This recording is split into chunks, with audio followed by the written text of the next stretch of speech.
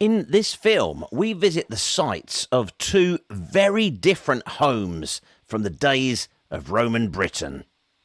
I'm in the English Lake District to check out one particular Romano-British settlement in what would have been a wild, remote and rugged valley in the days of Roman Britain. And we must consider here, how Roman were they here, or were they indeed un-Roman? You'll be blown away by this stunning setting where they chose to live 2,000 years ago.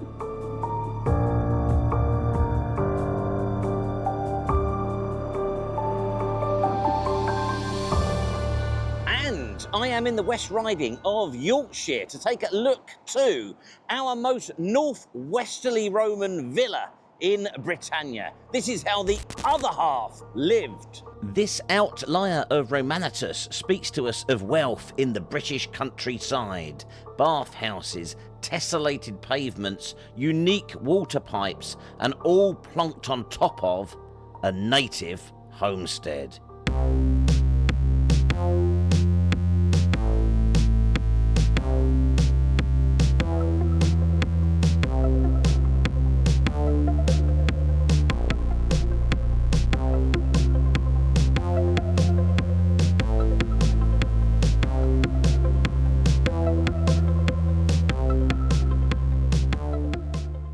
The uplands of the English Lake District are full of Romano-British settlements similar to the one that we're going to take a look to today. To give you a sense of where we are, I'm south of Brothers Water. So if you go north of Brothers Water, you get into Patterdale and then out to Ullswater. But no, we are south of that, effectively right at the end of the valley, at the bottom of the Kirkstone Pass, which is not an official Roman road, but there may have obviously been some form of routeway through there. And this settlement is so idyllically sited. It is right at the foot of High Hartsop Dodd, one of the Wainwright Mountains of this region. And there's a little challenge for those of you out there that like to show off about your etymology. What does Dodd mean? It's quite easy. No, Andrew Lamb, nothing to do with knotty ash. Now, some of you I know are going to be very impressed with that gate slamming sequence there, whereas others are going to accuse me of not shutting gates properly. It's just part of the acting. It's part of the performance. Gates are always shut. Oh, there it is, coming into view. They certainly knew something about setting for their living accommodation. And interestingly, between where I'm stood at the moment and where the Romano-British settlement is, there is a very old house, Hartsop Hall. Obviously, a lot later than our Romano-British settlement, but I'm sure some people are going to get all excited about continuity over unfeasibly long periods of time. But it's always interesting, isn't it, when you see these ancient settlements sort of adjacent to where we live today. Now, the reality of these Romano-British settlements is that they very much have their origin in the preceding Iron Age. There may be some stylistic changes over the course of the nearly 400 years of Roman Britain, and they turn up the odd hippo sandal and Roman coin, but they are absolutely about roundhouse living. This is the native Britain, the home of the native Britain, the Celt. And whilst they have these embankments around them, they are not defended settlements. They are homesteads. They're all about farming. I checked, and Hartsop Hall is largely 16th century, possibly at its core going back to the 14th as a Bastel house, so a long time after our settlement faded into the grass. They say there were monks there, by the way, as in Brothers Water. I'm off topic. Now, you've probably just had something up on the screen about Hartsop Hall, and the reason for that is that I do occasionally get complaints if I don't sort of explain about a Norman font or a medieval manor house, that sort of thing. I mean, I'm not doing a generalistic travelogue. I'm not Michael Palin. I tried to make focused films. But on this occasion, you know, it probably was worth telling you a little bit about Hartsop Hall because it's so charming. It is just one field away from where they were living during Roman times. And it's things like that that make living in this country bearable. Just about. Hey up, trouble is brewing. The National Trust farmers are out in force. This film might be coming to an abrupt halt any moment now. Fortunately, my natural air of authority seemed to deter any challenge on this occasion, and I was allowed to go about my business.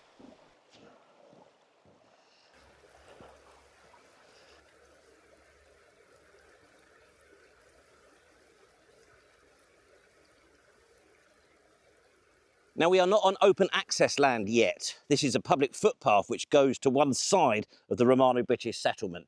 I'm not going to antagonise the National Trust by going over there, but you can see the embankment there. And one of the things that is really interesting about this site, look at the size of this boulder here in the sort of outer embankment. And there's a series of those. I'm hoping we can get on the open access land and get the drone out over. But there's a series of those both in the embankment and within the enclosure itself, which is really quite unusual. Shall I just say I thought it was the footpath?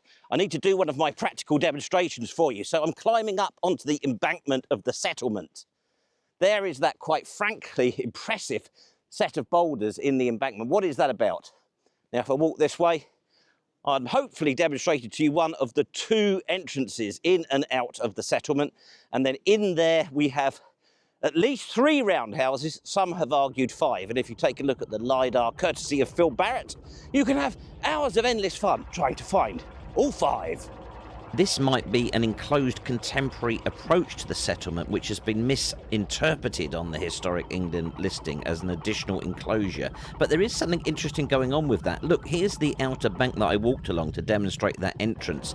But I think over here you can see a potential later expansion of the site. There's another entrance over here with an interesting inward curving rampart. Have you found the 5 hairy shepherd huts yet? And there's what that interesting inward curving rampart looks like on the ground. Obviously got that shot with the drone. And then almost directly opposite that entrance I've just demonstrated, we have what some have proposed is a prehistoric burial. I have to say, looking at it, I think it could possibly be a clearance cairn. But wouldn't that be nice? We've got a prehistoric burial monument next to a Romano-British settlement, which may have been lived in for, who knows, 300 years. And then just across the field there, we have Hartsop Hall, which at this stage in the proceedings, you know how old that is, even if I don't. Accidentally on purpose, wandering off of the path again. I am a National Trust member, you know. I've spent a fortune with them over the years on my membership. What harm have I ever done them? What's that? Monetising their sites? Get out of it. I want to demonstrate this to you. I think this is one of the hut circles. It has very significant raised embankments. It has stone, wonderful stone sticking out of it. I think it has just been cut off at this side here by a later trackway. I don't think that's a yard. I think it's a hut circle. Marvellous. Right, well, I'll just go over here off of the National Trust land and fly the drone about. And then, what's that? I've disappeared. Oh, sorry, I accidentally walked into the split screen that we've got ready for the ending. I'm going to go over here and then I can do some talking in the studio.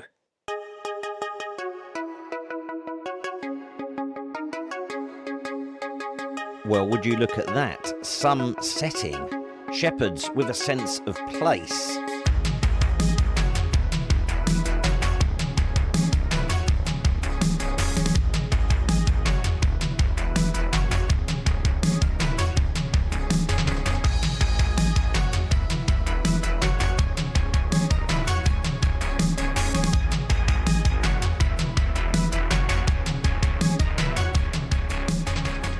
Overall, the site extends to 1¼ acres. I'm not sure about that entrance that I demonstrated now. Historic England has it with a curvy linear rampart like the western one, but extending out. It could perhaps be lost in those walls there. The western entrance is very clear though.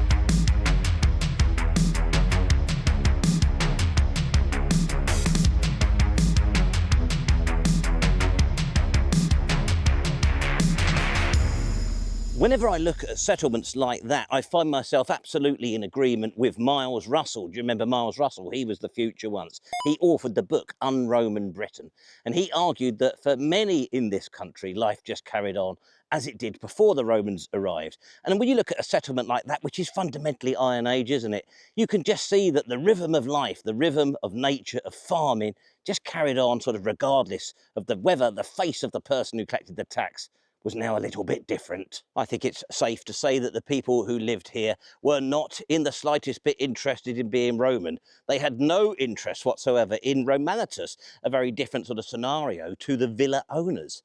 But I think I'm right in saying that we have no actual evidence of any villa owner being a native Briton. For all we know, they could all be Roman immigrants, Roman officials from the empire. There's a sort of a theme in Miles' I Was the Future Once Russell's book, UnRoman Britain, that I really like. And in that, he is imagining a sort of a mid-3rd century Roman Britain, by which time the oral memory of pre-Roman life, he imagines, has pretty much faded away. And people are accepting that they are part of this Roman thing. But ironically, that is now at a time where the Roman Empire itself is a shadow of what it had been at the time of the conquest. I think it's around 235 that the last of the Severan line of emperors dies, Severus Alexander. And after that, it's just a succession of army generals taking the position of emperor. And then later in the 3rd century, I think we have the first instance of a Roman emperor being killed by a foreign enemy in a foreign land. And around about that time, the British Roman army, which now has a distinctly Celtic British flavour to it, decides to rebel and go all independent for 13 years. And what do you think the people living here made of all of these sort of shenanigans? Living in their 3 or 5 roundhouses? You know what they would have said about it. They would have said it's all daft.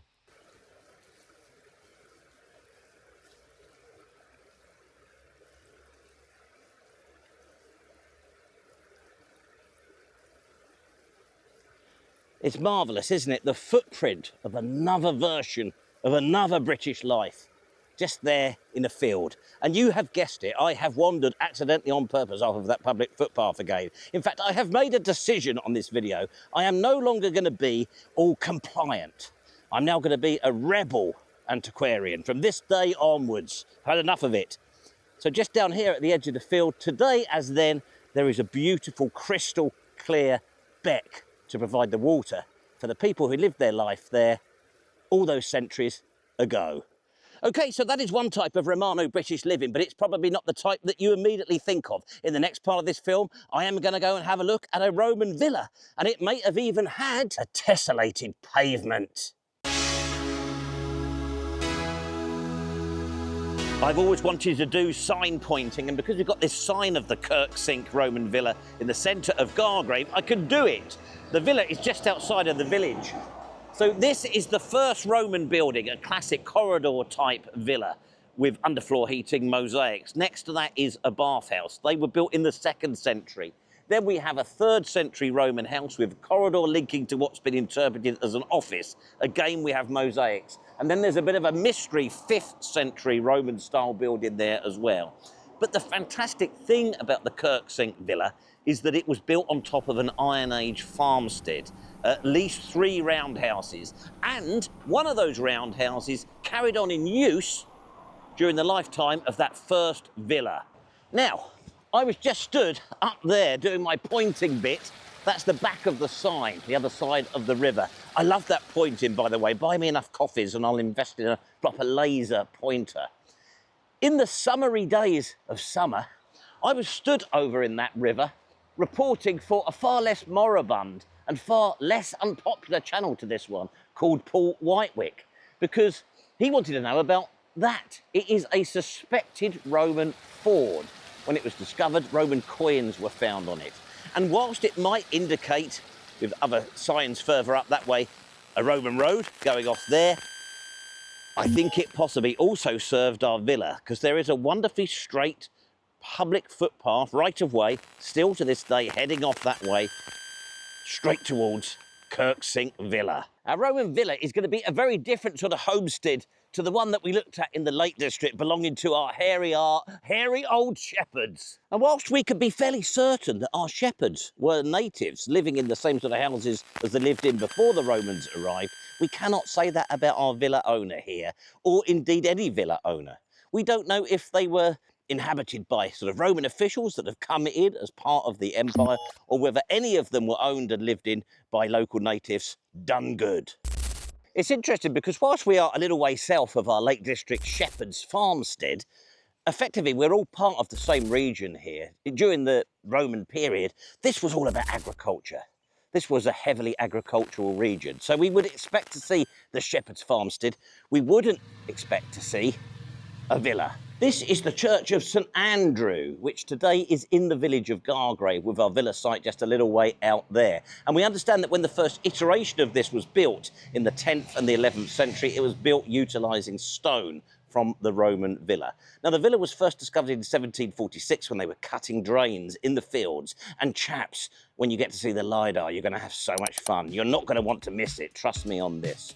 And then in the 1840s, there was an excavation up there, and that's where this idea of the Kirk Sink came from. They identified what they thought was a cruciform type structure, actually under the Roman buildings. Obviously, it doesn't make any sense. However, having said that, given that we think the site certainly was still sort of lingering on in the late 4th century, there's every chance there might have been a temple there.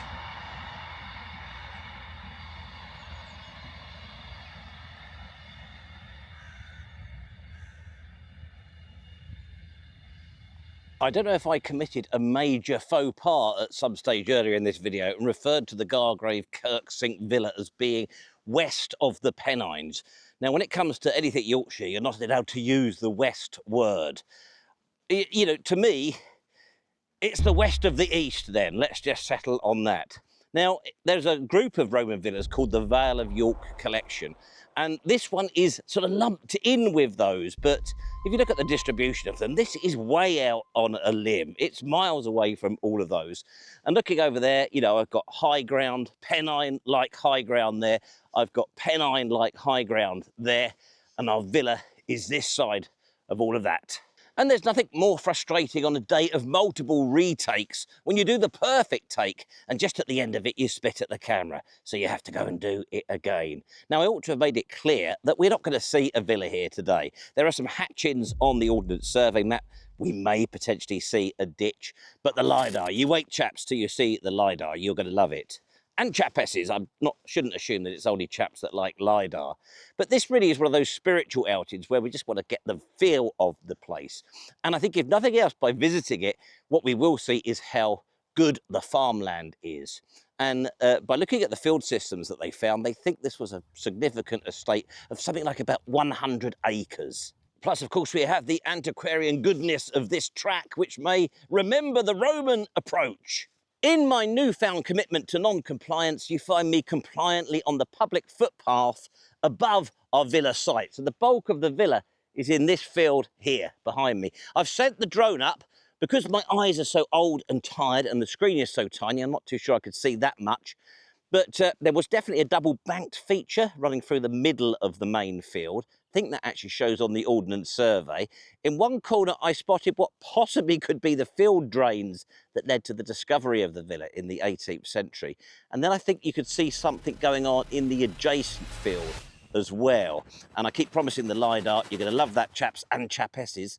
That shows up loads. But I think if nothing else, stood here looking at the site, you know, this is a verdant, flat, next to the river. You know, what a wonderful place for a farming estate today and then. Wonderful stuff. I guess a lot of YouTubers wouldn't countenance the idea of making a video about something you can't see, but I am loving being here in this fertile valley, looking at where once there was a palatial farming estate here nearly 2,000 years ago. Now, in terms of uniqueness, as well as the fact that it's the furthest north-westerly villa that we know about to date, and as well as the fact that it was built on top of an Iron Age settlement and a roundhouse carried on to be used well into the life of the Roman buildings, there's another unique thing here, which is the water pipes, which were timber, and they were sort of bracketed together with iron things, and nothing like that has been found anywhere else. So this really is an important site. But of course, what we really want to know, and what we can't ever know, is who owned this estate. For its long life, several hundred years, who was the owner? What was the family that lived here? Were they imports? Were they natives? On reviewing the footage, not much to add, but I think I noticed a building outline here. And then looking at the satellite images, yes, it definitely is. And the banked track that runs through the middle of the field is also pretty clear on that as well. And I think that's our slanting field drains, assumed. Now, eyes were even more tired and useless after looking at Phil Barrett's LiDAR, Stroof. And viewer on Bedo LD Cut 1515 is going to be in his absolute element with this. There's so much going on. Look, so there's the ditched track through the centre of the field. There's the assumed later drains. And here's the villa with rooms. Now, to me, things are extending more into the next field than our Ordnance Survey hatchings suggest. But then look at all the rest of this, all this other stuff going on. You could lose yourself for a day in this. Now, next I popped down to the museum in Skipton Town Hall to have a look at the finds displayed there from the excavations of this site dating back to the late 60s into the 70s. We don't know who owned Kirk Sink Villa, but they were clearly wealthy and followed Roman habits. You always pick up something new when you come into these places. There's a note here suggesting that one of those later Roman buildings could have been an estate office. Again, indicating the sort of size and scale and importance of this estate, which may have, of course, been serving the nearby forts at Elslack, Ilkley. And we've got a hypercost tile there. I do targeted films, but I ought to point out we've got this. I don't know what it is. It's nothing to do with the villa.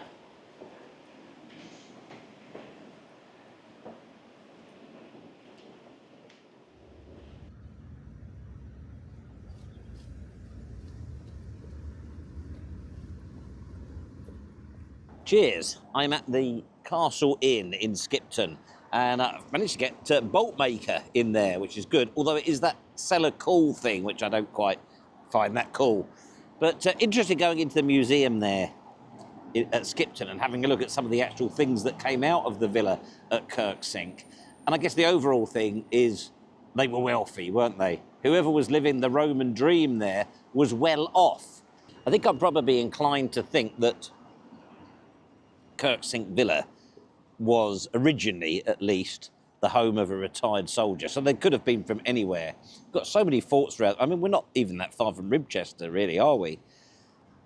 I suspect that's how it started, as opposed to it being the homestead of one of our hairy, our old shepherds, our native Celtic shepherds. But I might be wrong.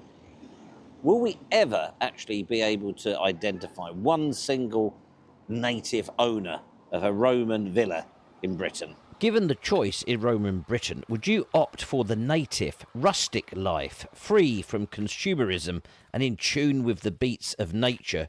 Or would you go for the luxury trappings of Kirk Sink Villa, with all the related taxation, competition, endless hollowing out of civic society and transference of wealth abroad? You decide. Thanks to these guys, by the way. You sustain us. You really do. And talking about consumerism, W.H. Smith's no more.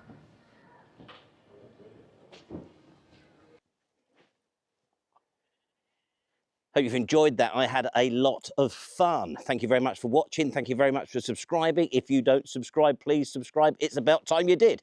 Be back next week for some more antiquarian adventures. See you then.